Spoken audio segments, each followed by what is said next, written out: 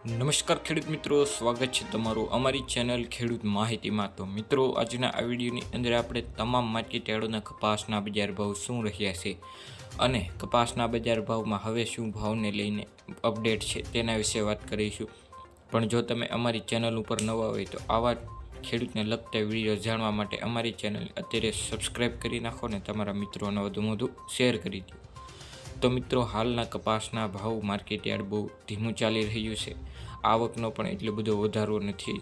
રૂની બજારમાં ભાવ મજબૂત રહ્યા હતા અને ગઈ સપ્તાહમાં ઘટાડો થયા બાદ આજે સપ્તાહની શરૂઆતે ઓલ ઇન્ડિયાની રૂની આવક એકદમ ઓછી છે અને 25,000 ગાંસડીની આસપાસ જ આવક રહી હતી હોવાથી ઘટ્યો અને રૂની બજારમાં ટૂંકા ગાળામાં માટે ભાવ અથડાઈ કરે તેવી ધારણા છે।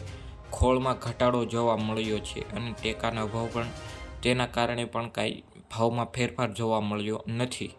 અને મિત્રો, 2 થી 2 માર્કેટ યાર્ડો એવા છે જ્યાં સૌથી ઊંચા ભાવ બોલાઈ રહ્યા છે, તે રાજકોટ માર્કેટ યાર્ડ અને બોટાદ માર્કેટ યાર્ડ છે।